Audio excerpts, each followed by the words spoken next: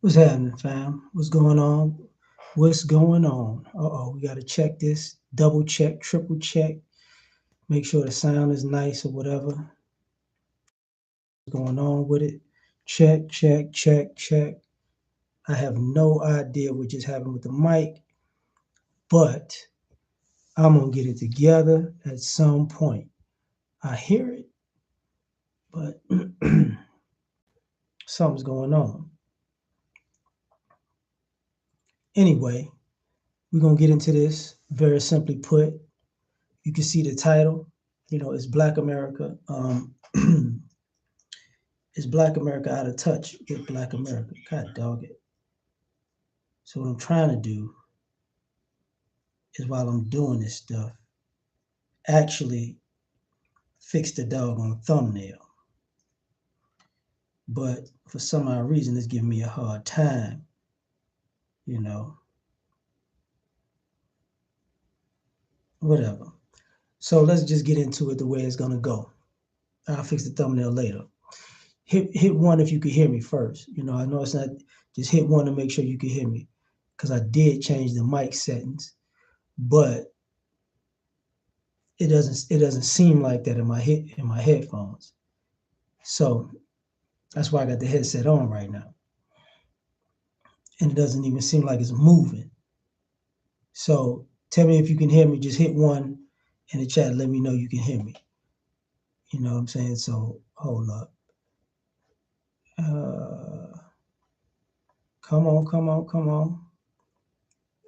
So I'm gonna wait a little bit for people to come in, but I want to make sure all this audio is right.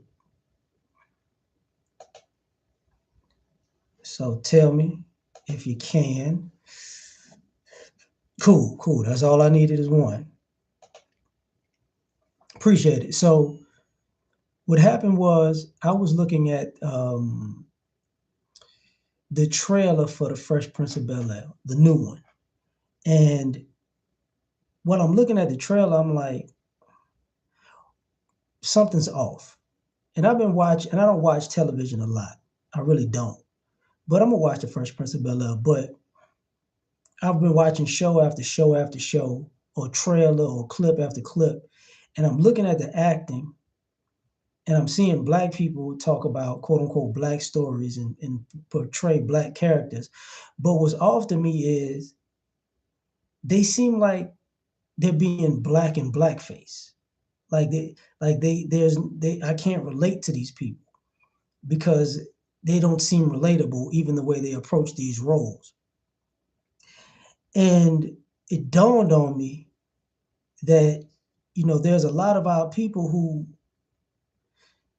they're really out of touch with being black. Like they like their black experience is different from a lot of other people's black experience.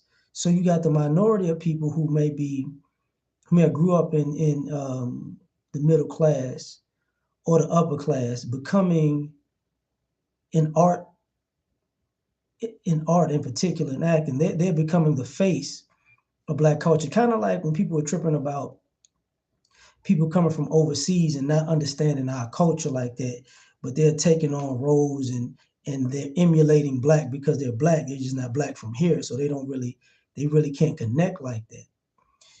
But what I'm seeing is you got black people telling black stories about black life, and they're out of touch.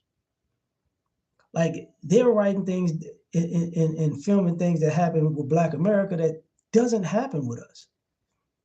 So now they just throwing anything in the mix, intersection, like that's the same thing with the gender and the intersectionality and the gay thing. Like when I remember when people were talking about the show Harlem, when they had the barbershop scene and the guy was in the barbershop talking crazy to the lesbian chick, and it's like, that's not what goes on with brothers in barbershops. I don't know where y'all got that from.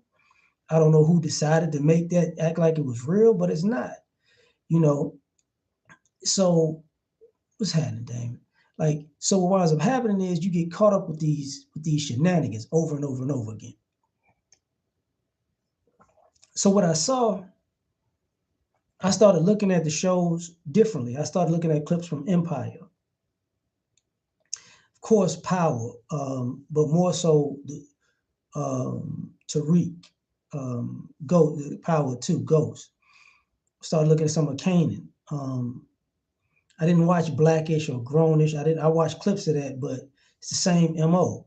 That other show that the guy Black AF, and it's like now what we got people doing is, since I'm black, even sometimes when people were watching um Insecure, it didn't come off right. So there's certain things that wasn't coming off right, and it's like this is where we're tripping. So first and foremost, I'm gonna address the class issue. We got people from the lower class, the middle class, and the upper class in Black America. That's just what it is. That's what it is in every demographic, every race. But usually, excuse me, gotta hit. Usually, the commonality was we all could relate to each other because we didn't even have 6 degrees of separation. We had one. So now, what you're seeing is, we've had all the family members who came from the same neighborhood and the same household, but they took on a bougie persona. You get what I'm saying? Like, I'm too good to be with you guys. It's like, listen, you grew up with us. We ain't tripping on it. You bougie, cool, but don't act like you don't you too good to sit on this couch. You too good to eat at this table. You too good to drink out of that cup. Like, don't play that game. You know, you got a high standard of living. Salute to that, but don't play that game. But what I'm seeing is you got a bunch of people who you're looking at them like, what are you like? What are you doing? Like, what are we really doing right now? And what winds up happening is, and I see it, even in my own life, like being in the burbs or whatever. The class thing is interesting because you got suburban kids. Like I was at like during the football season, I was at one of my son's football games, and one of the kids walked by, and he was like, you know what I'm saying? I'm not, you know, I'm from here, but I'm gonna tell people that I grew up in Third Ward because people are scared, but I wouldn't act like this in Third Ward because I know, somebody can punch me in my face. So he was trying to act ultra hood because he considered Third Ward ultra hood, but he wouldn't do that in Third Ward.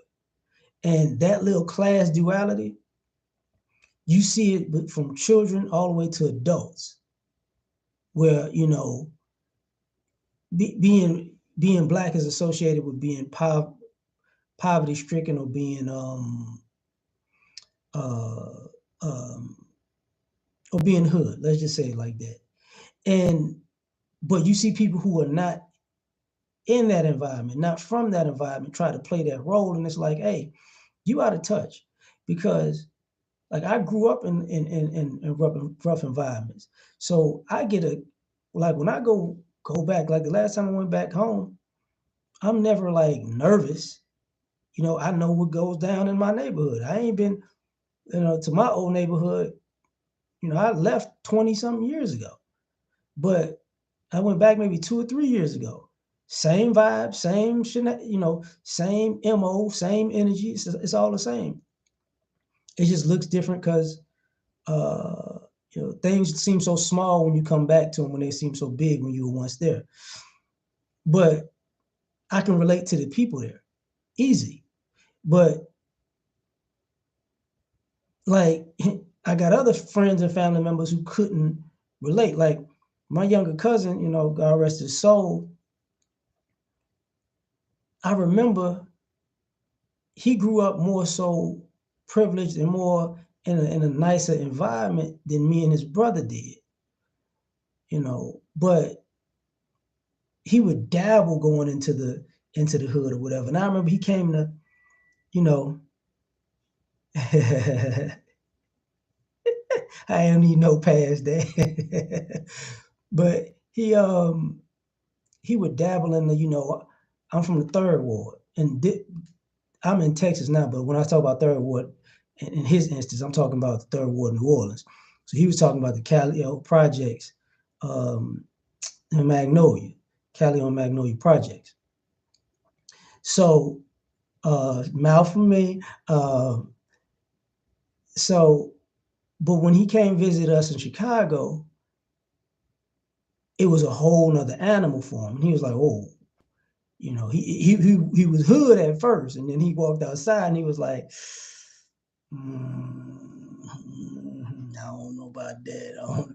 He said, these dudes crazy. I don't want to mess with that. And that was because that wasn't really his environment like that. But when I see that with other people, taking that type of environment, taking that type of energy in different environments, and they're acting, they're portraying a role, and it's like, bro, if you really from that environment, if you really had that hood black experience, it's really in you. It ain't really on you. If you got to put it on you, then it probably means you're acting. Even people who were involved in the streets, there are a lot of guys who that's why they started looking the way they were looking. They were transforming their look because they wanted to be seen as intimidating from that area, because they weren't really intimidating to the people in that area, but they wanted to be seen as intimidating, to people outside of that area. So I'm from da da da da. It's like, yeah, all right, man, whatever. But using the Fresh Prince of Bel-Air thing, the trailer part that got me was when the character that was playing Will was playing basketball in Philly.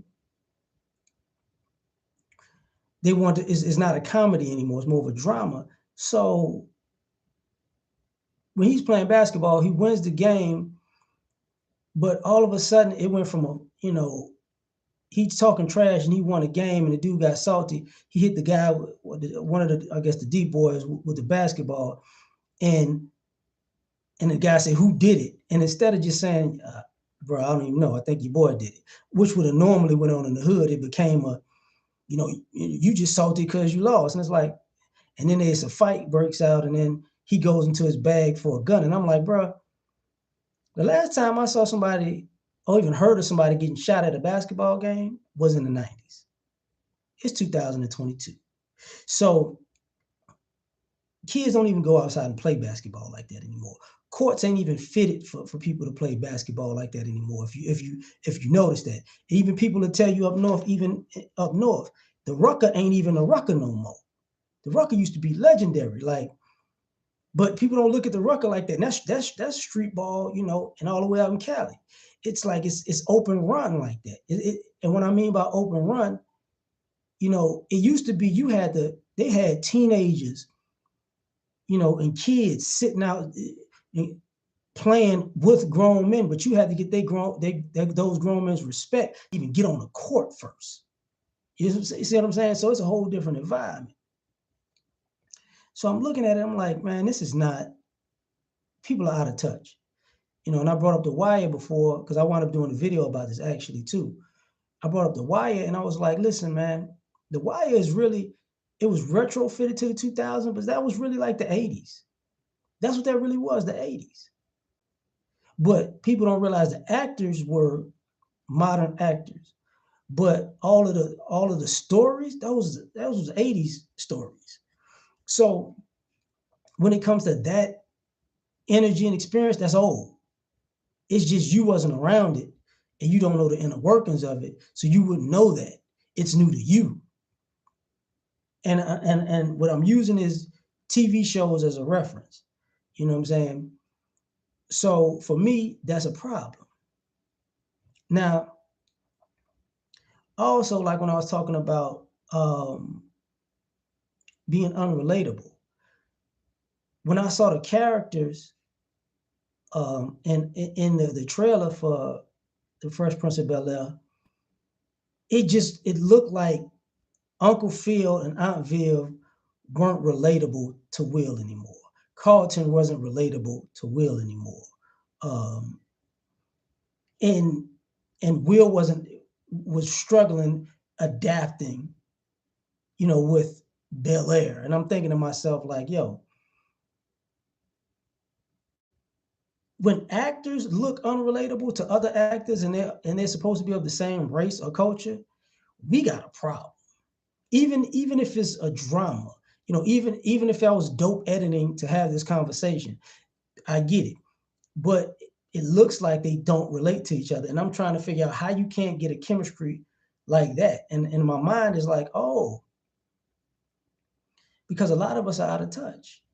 A lot of us, are on that Malibu's Most Wanted thing now where we've really lost touch with each other.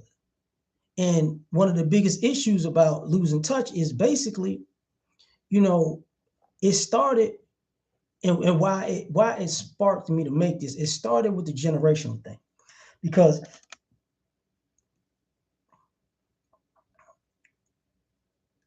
I remember when a child can relate to their parents and grandparents and great grandparents, and their great grandparents and grandparents and parents can relate to them. It was a certain commonality, like, you can find a common ground. But now it's not so much. And part of me thinks that has to do with technology and social media, because now I think the vast majority of America and the world in general is socially awkward because we had to relate to each other. We sat down and we watched TV together. We actually played together. We actually had conversations together. We actually learned each other together. Like now, we don't do those things, and people are so distracted with technology, internets, and all that other stuff that they just don't. They're unrelatable. What's up, Ray? Jay, what's going on? KM, what's popping? So now we're at that point. What's going on? So now we're at that point, and I'm like, yo, because now we're in a different age and a different era where the grandparents used to love being around the kids. The grandparents don't love being around the kids so much. The grandparents want to be free and kick it. I remember a time where the grandparents was really just in the house. They was babysitting. They was watching you.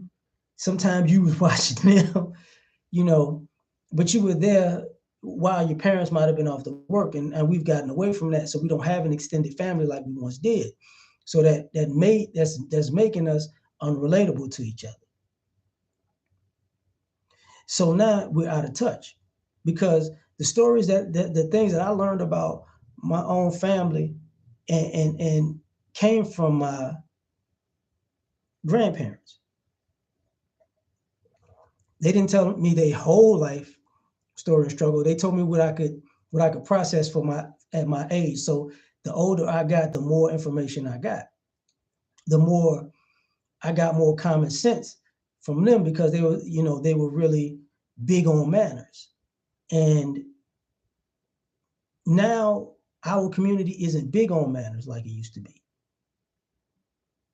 Now you can antagonize people in our community and everybody thinks that's cool. When back in the day, you antagonize your grandparents if you want to, they're gonna slap fire from you. You antagonize your parents, they're gonna slap fire from you. You antagonize the neighbors and they parents and their kids, they're gonna slap fire out you.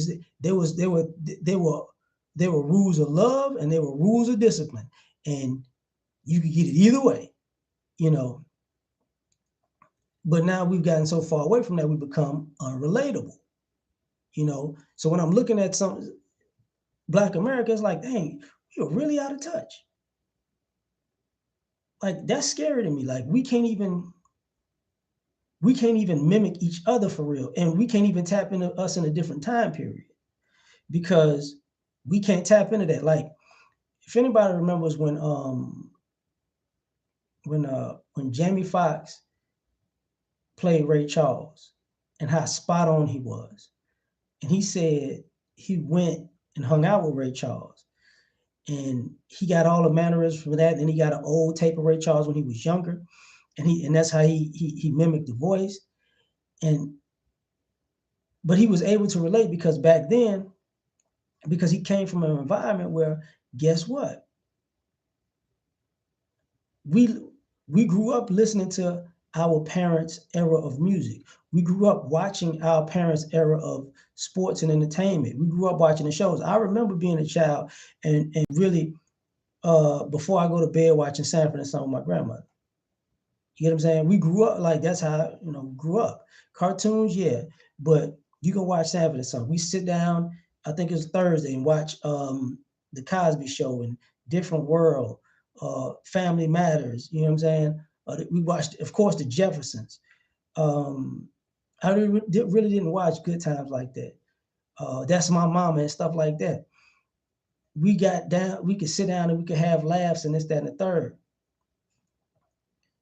But now everybody's that's not happening. So now it's like you can't even tap into a to an older generation because you're not tapped into them because you're not around them. You haven't the whole the energy is different, the vibe is different, the thought process is different. You know what I'm saying? Heat of the night, yeah. Perry Mason, uh, stuff like that. So now it's like we out of touch. Because even when we're trying to present the black experience, sometimes it comes off as fantasy. That's why I kind of brought up Power earlier when I was talking about Tariq.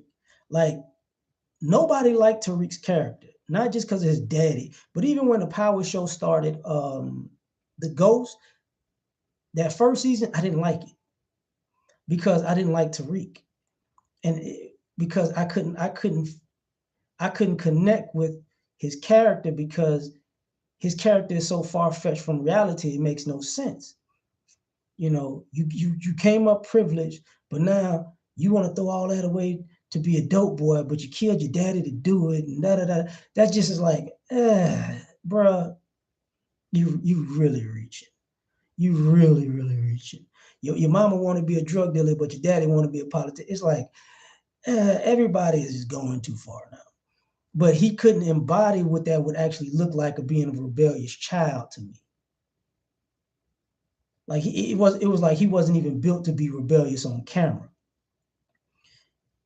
So it's like, same thing that happened when I would watch clips of Empire. The guys that was playing the kids, it was like, y'all can't, y'all look like a bunch of spoiled kids throwing tantrums, and y'all really don't have any real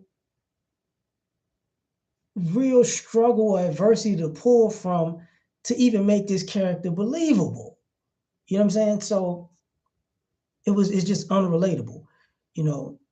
So I'm gonna put a pin in that part. Because one of the things I got to talk about is also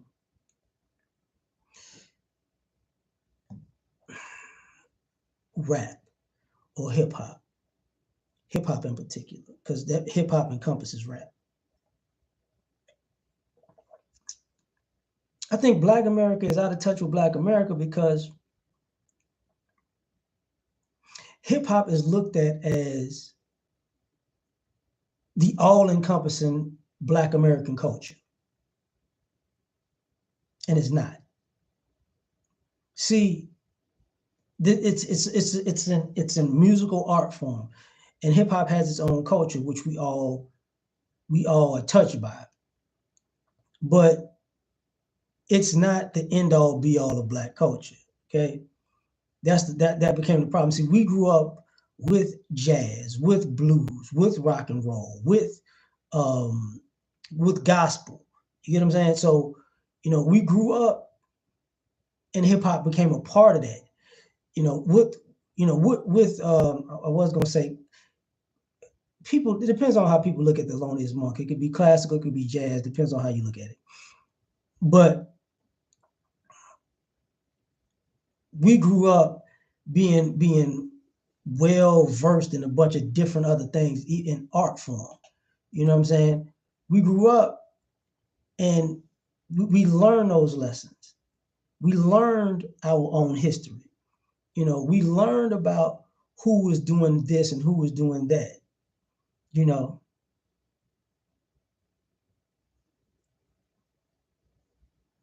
so now we got to play this game. I don't know why this thing acting like y'all comments is an issue, so I'm just hitting them to show them. But now we're gonna play this game where rap is the end all be all. So everybody who's black and who's non-black comes up and they can only relate to us in rap or hip hop vernacular, and it's like, bruh, sorry, but you know, you're kind of reaching. What's up, Art? So now, yeah, funk. I'm sorry about that. Parliament of Funkadelic, Boosie Collins. That's where P Funk came from and all that. But soul music, all of that. So as far as artistically, we had a different upbringing. The comedy was different. The comedy was different in the fact that everything wasn't so blatant. We had to learn things that were nuanced very, very early. Everything wasn't just all in your face. So our culture wasn't all in your face. Even the positive or the negative wasn't all in your face. You had to look for it. You know, I remember when Shaka Zulu would come on every year. In the beginning, the witch lady was scared the living hell out of me. That used to crack me. Shaka Zulu, that witch lady, always made me nervous at the beginning. I was like, oh, this lady look crazy. But Shaka Zulu's always been a great movie. But we used to watch those long things. I was like, okay, that's Africa, that's the Zulu nation. People watch Roots or whatever. They watch the whole thing. But in due time, we learned, we learned of our inventors. We learned of the civil rights people, civil rights leaders. We didn't, they would teach us in school about Martin Luther King, Rosa Parks. But we had to, but it took Spike Lee excuse me, Spike Lee brought Malcolm X into the picture, and it expanded. You know, I grew up on the west side of Chicago, so I knew about, well, one of the places I grew up was the west side of Chicago. Let's just say that. But that's home. I grew up in the neighborhood of Fred Hampton. So you learn about that. I learned that experience while being there. I was in I was in DC when Doug Williams was the first black quarterback to win the Super Bowl. I was there. You know what I'm saying? You learn that different places have a different culture. I was born in New Orleans. New Orleans has a different culture than the DMV. It has a different culture than Chicago. But if you travel, the more you moved around, and we used to visit our family members for the summertime. You know what I'm saying? Sometimes you go stay with an aunt or uncle for real. That's how the Fresh Prince show was so relatable to us, because we've been sent to other family members, even if it was just for the summer. Some of us was sent there to stay. You know, we understood how it is to interact with your cousins and new families. We were really dope, you know. But now it's like we don't even have that experience, because we don't send people to family members no more, because everybody's scared that something gonna happen to your kid, right? Which is kind of weird, because we're at a point where we trust our friends with our children and not our family, and that's a recipe for disaster, in my opinion. So the kids become socially awkward because they don't actually, their social IQs are far lower than ours was. Their life experiences are far lower than ours was, you know. So it is what it is. What's happening, kid? You know. So now we got this whole situation. I'm looking around like, say, bro, we just not relatable at all. Like at all. So now, because everybody's all hip hop, now you got, hip hop was supposed to be a fad in the 80s. Now, darn near 40 years later, it's just the driving force of music, and became the driving force of culture, you know. But Yeah, like we had to learn each other. Like I see what Geechee talking about, like people up north felt like people down south were slow, you know. And slow, I mean stupid, you know. But that was up north too. Like if you've never been there, uh New York and Baltimore had a bit of a of course New York and Boston has a and Philadelphia is just a different thing. Same thing with the Midwest. Now if I meet somebody from St. Louis or Detroit or Kansas City, I'm gonna be petty with them. Cleveland, Cincinnati. I'm like, look, I'm from Chicago. I'm from the king of the Midwest.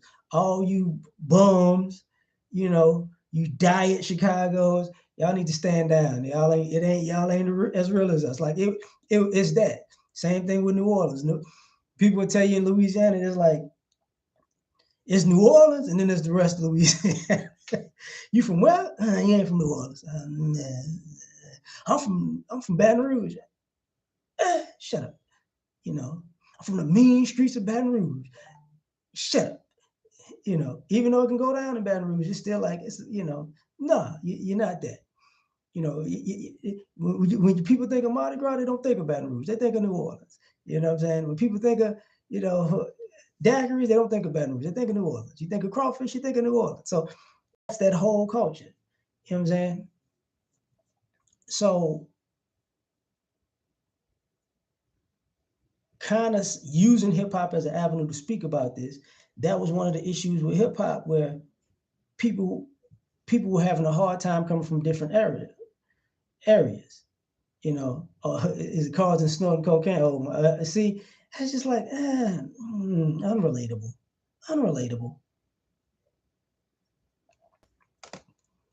because things are just so different, and which has got to bring me to another part really. Um, and the elephant in the room, we're out of touch because of racism, because of class, we've experienced different types of racism. You know, I'm the king of the temptations, George. You ain't ready for that.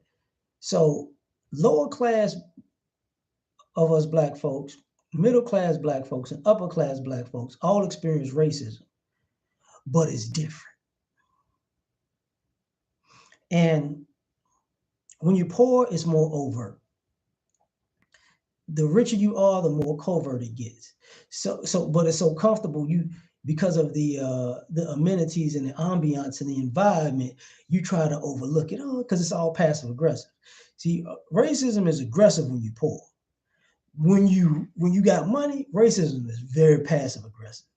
So if you're a person who came from a if you were poor and you grew up, and I'm gonna use Floyd Mayweather as an example because he was on the pivot. If y'all ain't watched the pivot, y'all should. Like that's Fred Taylor, Channing Crowder, Ryan Clark. They kind of they it's like the where they left I Am Athlete. They got their own show. It's pretty dope. But Floyd was talking about that like his kids. He said he feel like he crippled his kids by giving them, he just keeps giving them money. They go shopping, they go partying, and then they come back broke and then they want more money. And so their experiences are completely different. And I know using his kids is really out there because people ain't like his kids. Like, he's got money. You know what I'm saying? But there are a lot of, because of social media, what you see is a lot of middle class and a lot of upper class kids, some who are children and teenagers, some who are adults now, who are who are trying to live black culture by doing hood stuff. I want to smoke with cigarettes. I just want to do hood rat stuff. And you're like, you didn't even grow up in that type of environment. What are you gravitating to? And to me, it's like their parent came from poverty, so their parent can understand how racism affects them, but they didn't come from poverty. So the passive aggressive racism that they get, they feel like it's the worst thing in the world. And their parents like, that's it? That's it? That's what you're going through? That's it? You mean to tell me, somebody, snickered or made a joke behind your back, or or hit you up online and tried to cyberbully you. That's it. Like, yo, bro, like I got a gun pulled on me by the cops walking out of the house. Like, we got a different type of, it's unrelatable. And they feel like I'm going through so much, and the parents like, you ain't going through nothing.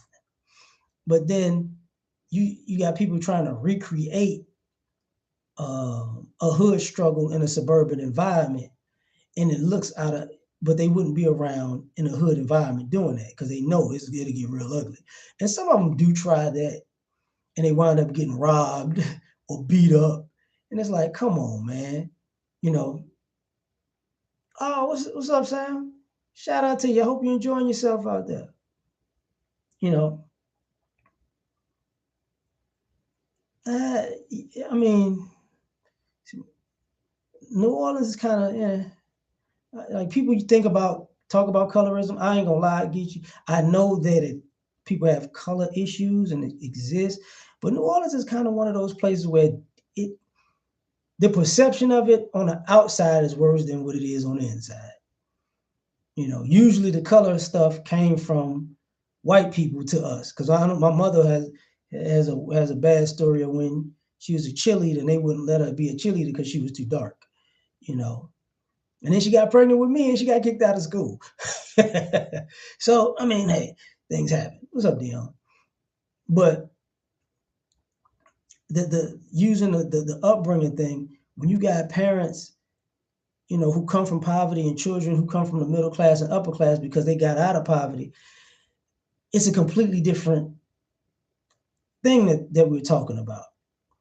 And though they want to relate, and we've all seen that. We've had the sometimes it was us, but sometimes we had the bougie cousins who really, they were acting like they were too good to be around you because they lived in a better environment than you. Oh, so beneath me. Oh my God. Or those are the people that call you to come fight somebody, or even try to shoot somebody because you're from the hood. You can throw your life away. I'm going to this nice school and I'm pristine, but I tell them all the time I have hood family, and you wind up being a hood family, and it's like, bro, I'm not here as your attack dog. If you don't get your goofy ass on my face, you know what I'm saying? Like, it's stupid. But you see, we're out of touch because there used to be parents and grandparents that would tell people like, listen, they're not here to risk their life for you. That's not what this is. But let people tell it. When people have changed classes, this is what goes on. If I made a certain amount of money, you supposed to, be the crash dummy for this part of the family. You know what I'm saying? What up, Mo? So this is where we're at. Like, when I see that stuff, it's like it's just unrelatable. So now, when racism is different, because that's what I see when I see all these people marching and protesting in the intersectionality, even with the BLM and even the ladies with the intersectionality. A part of me looks at them the same way. Like, y'all are out of touch with black people because y'all tried to find I'm a black woman, so I experienced racism and sexism, and oh, somebody didn't like my hair, and it's like, that's the best you got. Somebody didn't like your hair. Like, that's the best you got. You were very out of touch if you felt like you were discriminated against because somebody didn't like your hair. You real damn privileged for that to just be your issue. You are really out of touch with what's going on out here in the real world with folks. You know, but people can't get that because there's so many people. And I got to salute to a lot of my to a lot of people who came from poverty and got out, because you see the difference, but at the same time, you see the difference. Because I was talking to, I forgot who I was talking to. I think I was talking to my lady about this, or a friend of mine about this. I remember being a kid, and I had to learn, like, kids now have clothes and sneakers, right? And for my black experience, I had hand-me-downs. And kids nowadays don't know what hand-me-downs are for the most part. Hand-me-downs is when your bigger cousin, what's up, Ron?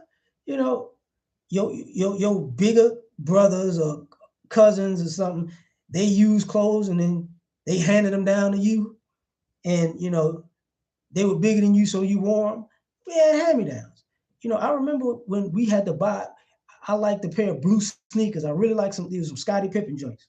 There was some flights. So I liked them. But this is my first lesson as a kid, common sense.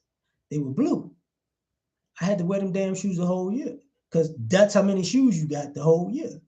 You didn't get a pair of shoes, you know, you didn't get a pair of shoes, multiple pairs. You had one pair, one pair. You know, if I played sports, I had cleats. I had got cleats. It was a blessing. I had track. I ran track. I had spikes. It was a blessing. I got wrestling shoes. Those things I didn't have. My day shoes, the shoes I wore to school, and my football cleats, and my wrestling shoes, and my track spikes.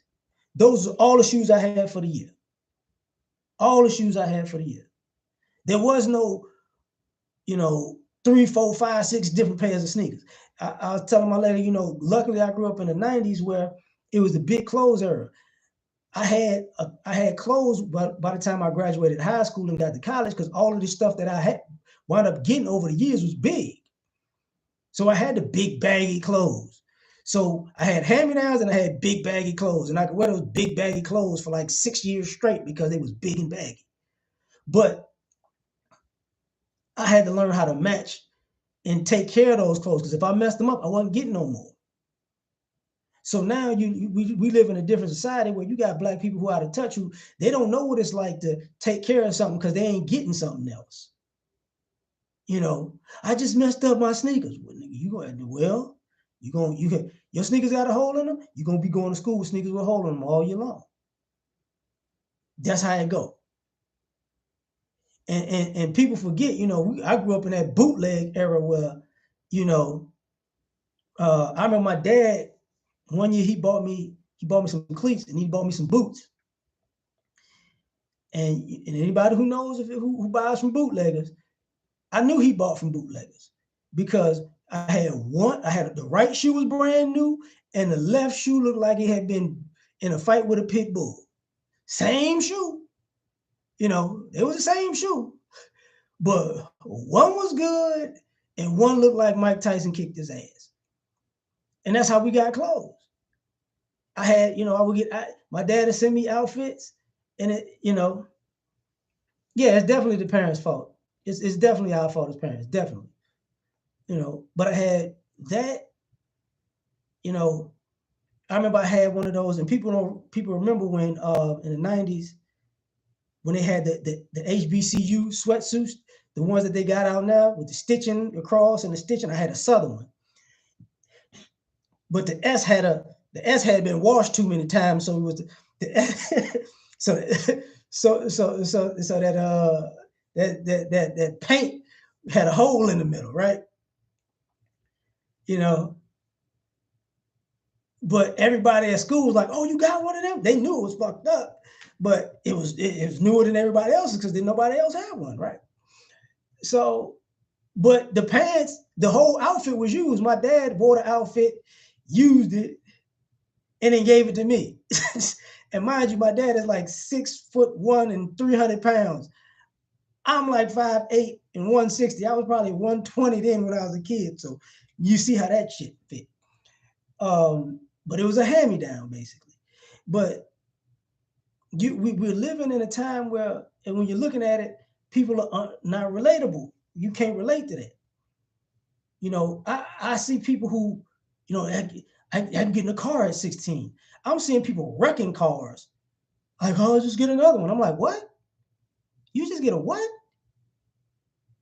If you had a car when you were 16 around our time, you either sold drugs or you was in high school and you got a job to pay for it, and the car was like $2,000-3,000. It was a bucket. It was a beater. You know what I'm saying? You know,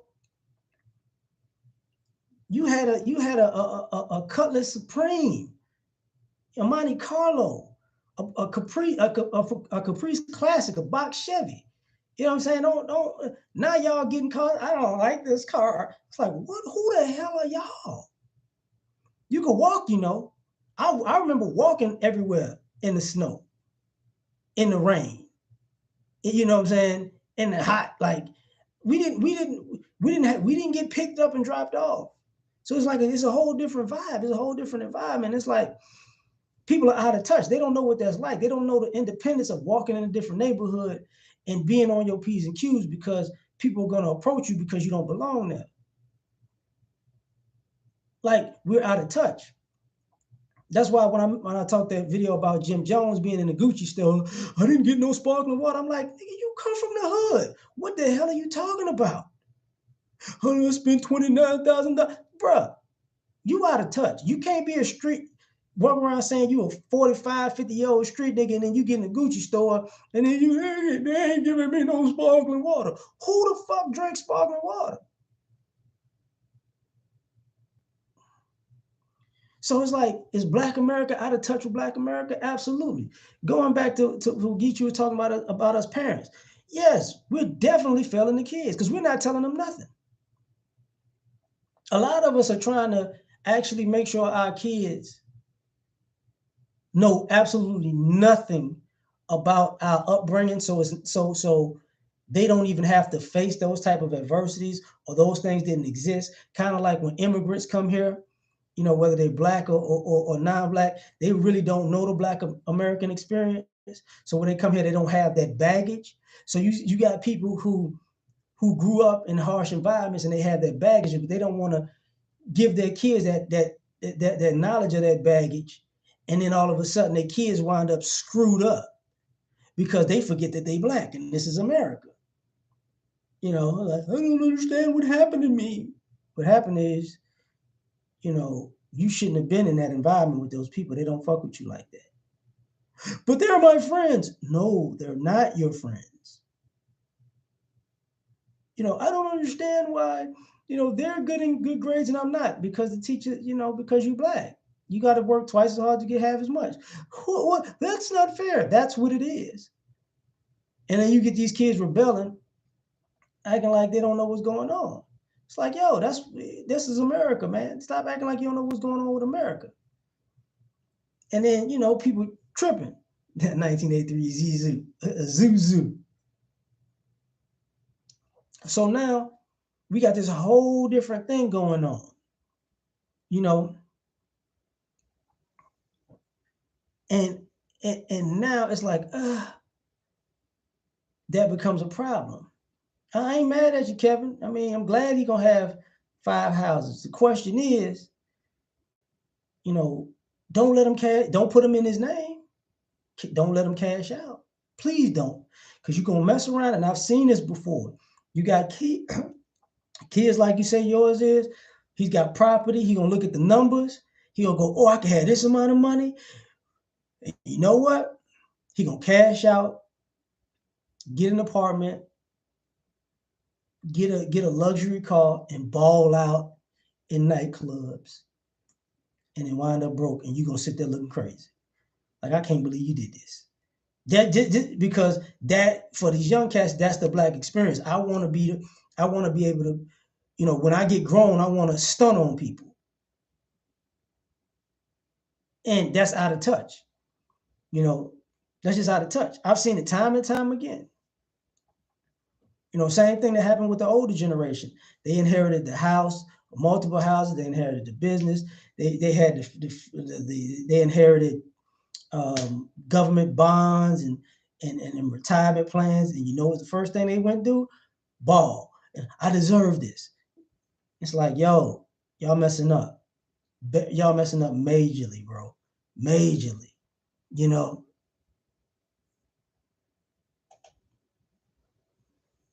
So, and then you see these people um, so out of touch that they don't know how to shut up.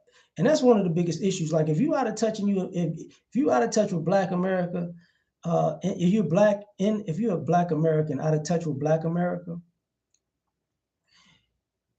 you used to be able to like just sit down, shut up, and learn the environment. But now we're so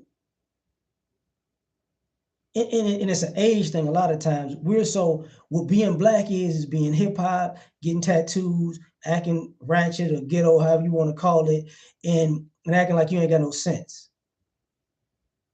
But here's the interesting part. Ask people, most people, I I would dare say we used to know how to play chess, spades, and dominoes. Chess was strategical. Dominoes was counting to keep your mind sharp and to predict what other people was doing. And spades was just trash talking. Now, I don't see that anymore. Man, thanks, Dennis, man. Keep doing your thing, man. You know. So now we're at that point. So we're at that point where it's just like people you can tell that people are out of touch in Black America because people's minds aren't sharp anymore. When you get around Black people, we used to mentally challenge each other. We not just physically. We used to play fight. If you boys, you used to fight and all that. See if you were sharp with them hands. But we also used to challenge each other mentally. Now what you're seeing is just generations of people who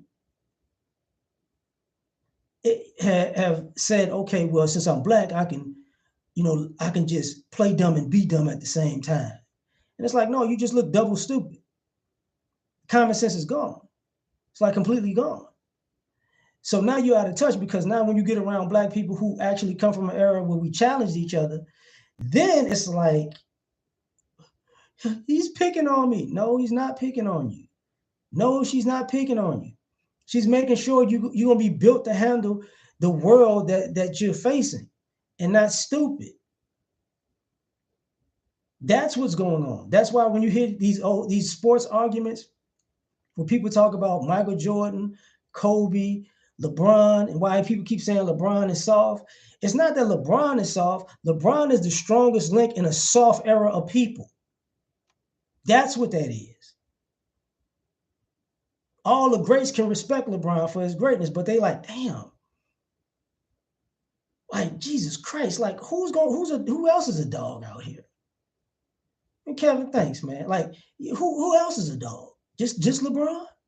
LeBron's a loser. Is he? Is he? If LeBron James is the type of person that'll make you get five superstars on the team to beat him, then obviously he's a dog. But everybody wants to be friends. Yeah, we can be friends after I kick your ass. If you still want to be friends with me after I kick your ass. You get what I'm saying? But it's a whole different vibe. So now people are out of touch because now it's like, say, man, what happened to the killer mentality? What happened to getting at people? Like, let me explain something to y'all. In the 70s and 80s, I take that back. From the 60s to the 80s, especially with black men had to be broken out of giving deference to white men and white boys, even and that broke during sports because in sports we had to we couldn't bust their ass like that. See, if anybody knows anything about sports back in the day, Jack Johnson, when Jack Johnson would beat somebody, beat a white boy, they get lynchings that happen. So it took to all the way to Ali and Jim Brown just started, I'm not holding back on you. I'm giving you all this work of God. That's how that started. That's why you see sports today being predominantly black in the sports that we watch is because those guys just decided to let loose. And if y'all don't notice, even the NBA in the 80s was really struggling. And it was a hard sell to get them to market the NBA because there's too many black players. They thought it wasn't going to be good. That's why people will go back to Magic and Bird because Bird was like the Celtics was like the last great white hope and hype, just kind of like the Patriots are, you know. But you're out of touch now because we don't even come from that cloth anymore. Well, now you give people that work, you're like, hey, it is what it is. You don't realize why people got ran out of sports and ran out of certain things. It's because couldn't keep up. Y'all don't realize why it's a reason, and we're not passing this information down. It's a reason why music isn't in the schools like it once was. It's because there were too many legendary musicians coming from that era when you can learn how to be a musician at school. That's how you got all that information. Man, tender thank you, fam. That's how you get your Michael Jacksons, your Princes, your Commodores, your Parliament and Funkadelics, your James Brown. James Brown wasn't in school, but that's how you got that whole vibe all the way, to the Rick James and all that other stuff. That's how it was. That's the same thing with the trade schools. That's how they wound up taking all the trades out of school. You can be a auto mechanic, an electrician, a plumber, fresh out of high school. They took that away because there was too many brothers working in them trades. They was going to the military or going to the trades. And that's how brothers were working at these factories and having these jobs with these low educations per se, no college education, because they were all tradesmen. That's where you get the shade tree mechanic. Boy, I can fix that, boy. I got a Plymouth, boy. I've been working at the Plymouth plant for years. That's where you get that from. But we out of touch because those older guys worked so hard to put their children in school to be something like lawyers and doctors, to the point that if we didn't become lawyers and doctors, thanks, Jedi, we just became air-conditioned, soft Negroes. French, man, thanks, fam. That's what we became, air-conditioned, soft Negroes. And now we're raising a generation of children to be super air-conditioned, leather seat, comfort, soft Negroes. And now you don't understand why we're out of touch. And that's why even when you see some of these kids, even when they come from the quote unquote poor environments or the hoods nowadays, it's like, did your family fail, or are you fronting? Because now you hear people coming, everybody from the hood now. Like when the hood was popping, let me tell you where the hood was at in America. In general, when people thought you was from the hardest places in America, they either said you was from L.A., New York, Chicago, New Orleans, Oakland, Detroit, because it got poor after everybody left, and the projects in Miami. But Miami wasn't in Philly. If you ain't come from them places, and I'm from the mean streets of Virginia. People's like, what? In Baltimore. Take that back. In Baltimore. Baltimore is always a problem. People want to say DC and Baltimore is always a problem out there. But other than that, you couldn't tell somebody you was from, man, I'm from the mean streets of Streetport. Like when Banging in Little Rock came out, he was like, Little Rock? That's Arkansas? That's how it was. But now everybody's from everywhere. Now everybody hard. You know what I'm saying? Like everybody's hard. Now it's like, I came from the hardest environment. Well, I came from the mean streets of Nashville. Nashville? I don't know about that, player. Just because, drug culture. Now you out of touch. So now everybody's really from the hood. Now everybody's from the hood. Because they had drug dealers everywhere in America. But where were people getting killed at? It was only like 7 or 8 places. But then people go, oh, okay. But now everybody's from it. Where you from? Hey, man, I'm going to tell you something, man. It really, really goes down in Sanford, Connecticut. Don't let Connecticut fool you. It's like, man, shut the hell up. Now you out of touch because, when you meet these people from these environments, then you realize, oh, it's different. They're a different breed of people because they had a different upbringing, a different experience, and they had a different form of racism. And they had a harsher environment. It was completely, so they're completely different from you. You know what I'm saying? What's going on, African diaspora? How you feeling? You know, so it's like we constantly stay out of touch. Now it's so bad that being out of touch is the norm. When you see recording artists who grew up in the suburbs, now they're trying to be hood or gangsters or dope dealers. It's like, bro, what the hell? What are y'all doing? See, back when I was a kid, when somebody found out, like people y'all don't even, a lot of y'all don't know Boss. Boss was a female rapper, and people, when Boss first came out, she was hitting. But then when people found out she was from a nice little suburban cushy high school and she didn't really grow up hard like that, she was automatically cut off. She was done. But now it's like, I'm so hard. And it's like, no. We went from we were just in a different, we grew up with drug dealers. Now it's drug users.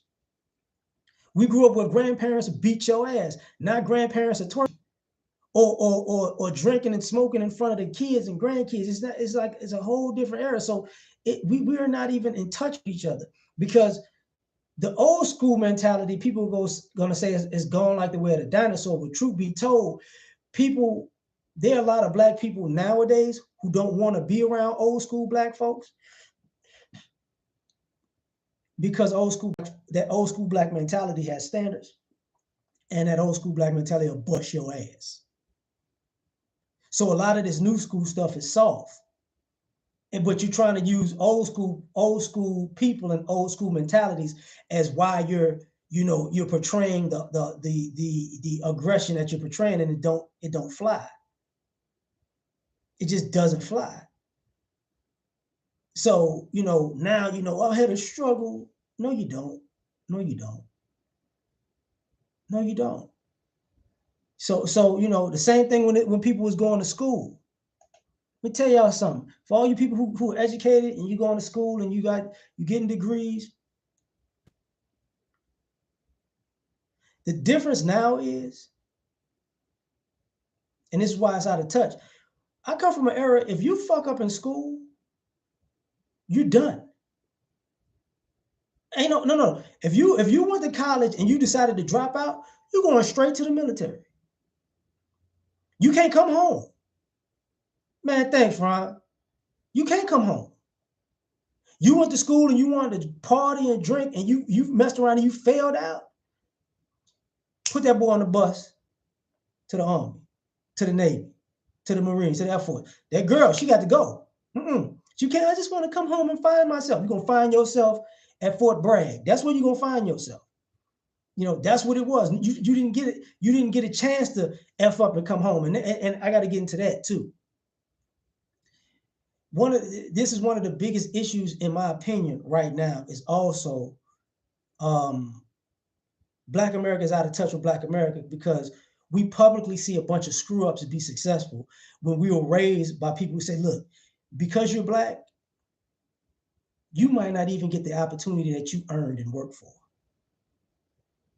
So if you get an opportunity, you better run with it. But you're seeing a bunch of Black people who are complete other screw ups, and they trying to screw up over and over and over and over again and get forgiveness and give me another chance and give me another chance, and I'm blessed and I'm successful and I just need another opinion. It's like, oh, hold up, playboy. No, like I can't give you 5 and 10 chances, because it's stopped. Like we're giving people 3, 4, 5, 10 chances at the expense of their own siblings or the next generation of children coming up, and knowing that these people are not going to fix it. Knowing these people are not going to fix it. It used to be a one-shot deal. Hey, I need you to watch. It used to be simple stuff. I need you to watch your siblings. Be a babysitter. Okay, you messed that up. You ain't watching. I need some money for chores. You ain't getting nothing from me. I want to watch kids. You ain't watching these kids. You done. You done. That mentality. Even when you see now, people were far more prepared back in the day than they were now because they had to be on point right when they showed up. They didn't get a do-over. Ain't no do-overs. You know what I'm saying? There ain't no, oh, my bad. Let me start it from scratch. I got this. Mm-mm. Ain't no, you scratch your ass up out of here. It was just like that. So what you're seeing is you're seeing people become you're seeing two demographics of Black America kind of at odds because I hate to say this, but it's a lot of Black folks in blackface portraying to be Black when you're not. You're a Black person who took on a Black persona and a Black image from your Fantasyland entertainment purpose of what Black is, and you peel off that when you go home, but when you get around Black people, you're this character, and then when you get home, you're something else. You know, and it's ridiculous. Lotus, what's the solution? The solution is to be true to yourself and stop being a dick. Simple. These solutions, I'm old school. This ain't hard. You know, actually talk to people, be a human being, learn Black history and Black people and your Black family, and stop bullshit. Stop being Black when it's convenient. Stop because when people go, I'm finna act ghetto, I'm finna be Black, that ain't Black. You got people like, let me tell you something. Even non-Black people know this. You see how when you get around non-Black people or even Black people who are not American, they'll get out in the street and y'all will do the my nigga thing. But you notice they're not gonna come to your house and say that.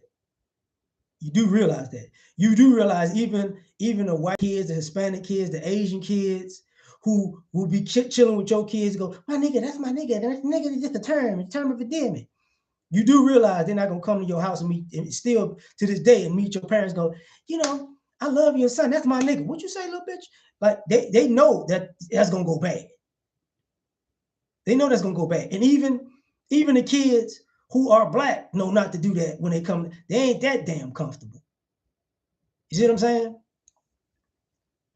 They take that out in the streets, which was old school. Old school folks, hey man, when you come in this house, you leave all that stuff you doing out there, you leave that out there. You don't bring that into my house. You don't. You gonna act with the old school term, you gonna act like you got some sense. That was a lot of our first acting role, like Jamie Foxx used to say. When we go to the store, act like you got some sense. When we go to the movies, act like you got some sense. If we go to a restaurant, act like you got some sense. You know what I'm saying? So we're out of touch because now people think being Black is going places and acting like you don't have sense. Mm-mm. And then when you're addressing Black people doing it, how dare you address my kid? It's like, hey, let me tell you something. If you and your family and your kid think you're gonna come around me and act like you ain't got no sense because we both Black, you're gonna find out real slick, real smooth how, oh, you was raised like that. You know what? Baby, we gotta pack these bags and we gotta go. We gotta pack these. I know what that is. That's my granddaddy. That's how granddaddy got that. We can't keep doing that. You kids who, and I'm gonna start saying this, I'm gonna wrap it up. See, you kids who like smoking, if you was around my grandfather, you want to smoke so much, he'll make you smoke all day until you threw up. You want to drink, they'll make you drink all day until all these vices. You want to play with guns? Okay, they gonna have you got to put the cans down. And they're gonna be shooting while you're putting the cans down. You thought it was fun to shoot at people. Now, when people shooting in your direction, the shit ain't fun no more, huh? Oh. See, that was how we was raised. Like the degenerate things that you think are so cool, that you were forced to do them until it wasn't good. Oh, you want to eat all the candy and the snacks and the cookies in the house? Okay, you're gonna eat 5 pounds of fucking cookies. till you're gonna get sick of them. That's how I got down. Oh, you don't want to go to school? You don't want to learn nothing? Okay, cool. Don't worry about it. You ain't got to go to school today. That's right. I'm grown. I ain't got to go to school. That's what we going. Yeah, I get to sit in the house. No, the hell you don't. You coming with me. Where we going? Oh, I roof for a living, boy. I put up houses for a living. Oh, I'm an electrician, boy. I lay concrete. You coming out here and work with me all day.